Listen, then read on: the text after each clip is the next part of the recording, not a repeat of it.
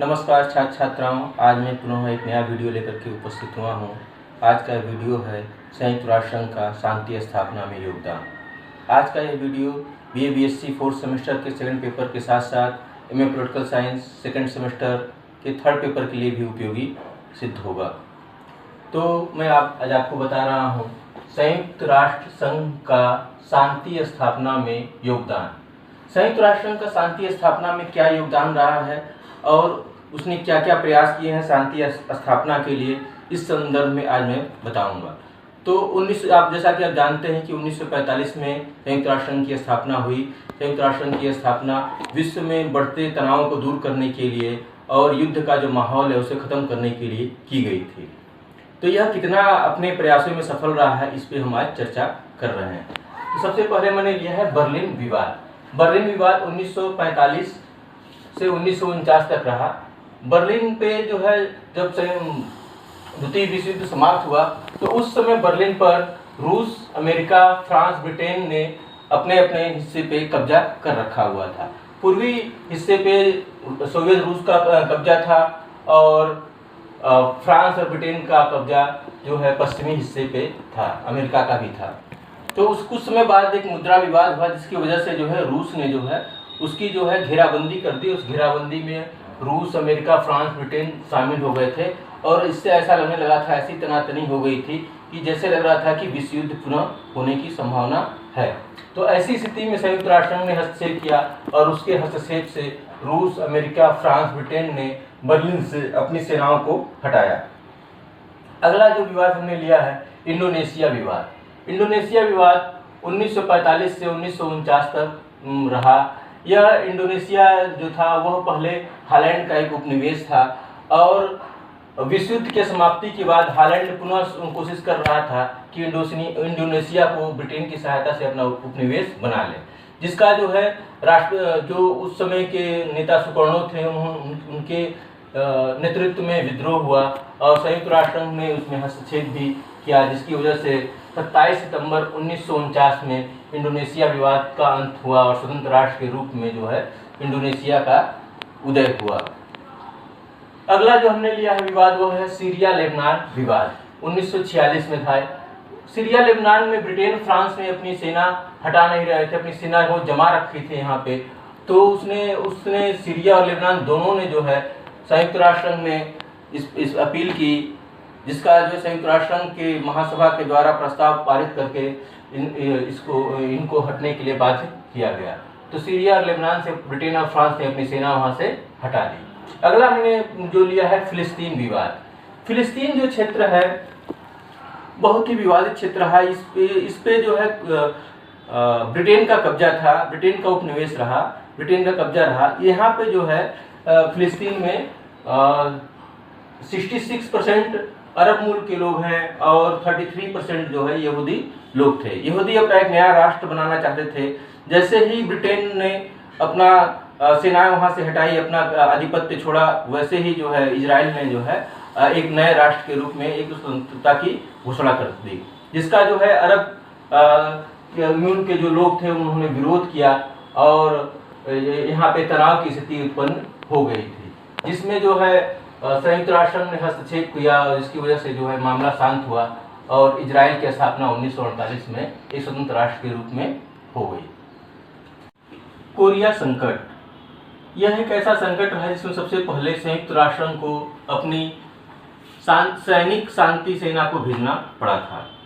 इस संकट में उत्तरी कोरिया ने दक्षिण कोरिया पर आक्रमण कर दिया था और उसने उसके कुछ हिस्से पे कब्जा भी कर लिया था, जिसका कई राष्ट्रों ने विरोध किया। संयुक्त राष्ट्र संघ में इस प्रस्ताव को लाया गया और एक शांति सेना का निर्माण हुआ जो कि दक्षिणी कोरिया की तरफ से उत्तरी कोरिया पर सैनिक कार्रवाई प्रारंभ किया। इस सैनिक कार्रवाई में फिर महाशक्तियों का भी इसमें हस्तक्षेप हो गया और स्थिति तनावपूर्ण हो गई, किंतु संयुक्त राष्ट्र संघ के प्रयासों से इसका शांतिमय अंत हो गया। तो यह भी जो है एक महत्वपूर्ण संकट माना जाता है, क्योंकि जो है इसमें सबसे पहले सैनिक कार्रवाई की गई, संयुक्त राष्ट्र संघ की सबसे पहले सैनिक कार्रवाई इसमें की गई थी। अगला हमने जो लिया है वो है सुएज नहर संकट। सुएज नहर का निर्माण ब्रिटेन और फ्रांस ने किया था 19वीं शताब्दी में, और उसकी सुरक्षा के लिए उन्होंने जो है सेना का भी रखा था, और इस सेना के लिए इसका संचालन जो है कंपनी करती थी। किंतु 1950 के दशक में मिस्र ने कहा कि यह हमारे राष्ट्र का हिस्सा है, और उन्होंने इसका राष्ट्रीयकरण कर दिया, जिसका जो है फ्रांस और ब्रिटेन के साथ साथ कई अन्य राष्ट्रों ने भी विरोध किया। फिर बीच में इसमें महाशक्तियों का भी हस्तक्षेप हो गया, जिससे कि स्थिति और भी तनावपूर्ण हो गई।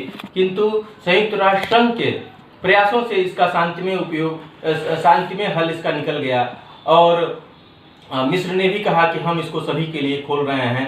हालांकि ये हमारा राष्ट्रीय संपत्ति उसने घोषित कर दिया अपना, किंतु उसने ये कहा कि हम ये सभी के लिए खोल रहे हैं। इस तरह से जो है इस संकट का भी अंत हुआ। अगला जो हमने लिया है वह साइप्रस विवाद लिया है। साइप्रस विवाद जो है 1960 में साइप्रस स्वतंत्र हुआ। यहाँ पे 50% यूनानी मूल के लोग थे, 50% टर्की मूल के लोग थे। तो फिर 1963 के आसपास वहाँ पे सत्ता का संघर्ष प्रारंभ हो गया, और वहाँ पे जो है एक गृह युद्ध की स्थिति उत्पन्न हो गई। बाद में जो है संयुक्त राष्ट्र संघ के प्रयासों से जो है वहाँ पे शांति की स्थापना हुई। अगला था यमन विवाद। यमन विवाद भी जो है 1962 में हुआ। यमन में जो वहाँ के राष्ट्रपति थे, उनकी राष्ट्रपति की मृत्यु के बाद वहाँ की सेना ने विद्रोह कर दिया था, और बड़ी मुश्किल से इसको दबाया जा सका, और इसमें संयुक्त राष्ट्र संघ का बहुत ही महत्वपूर्ण योगदान रहा। अगला हमने लिया है कांगो विवाद। कांगो विवाद 1960 के में आसपास शुरू हुआ, जबकि यह एक बेल्जियम का उपनिवेश था, और जब यह स्वतंत्र हुआ बेल्जियम से, तो वहाँ पे बेल्जियम के इशारे पे कटिंगा नामक प्रांत ने जो है विद्रोह कर दिया, और वो उससे अलग हटने की कोशिश करने लगा, एक स्वतंत्र राष्ट्र के रूप में उदय होने की कोशिश करने लगा, जिसका जो है कांगो में इसका विरोध किया गया, और फिर जो है संयुक्त राष्ट्र के प्रयासों से जो है इस विवाद का अंत हुआ। अगला हमने लिया है जो इराक ईरान विवाद। इराक ईरान विवाद में भी जो है काफी समय तक चला। इसमें भी संयुक्त राष्ट्र संघ ने इसको शांत करने में महत्वपूर्ण भूमिका निभाई। और अब फिर मैं बताना चाहूँगा कुवैत संकट के बारे में।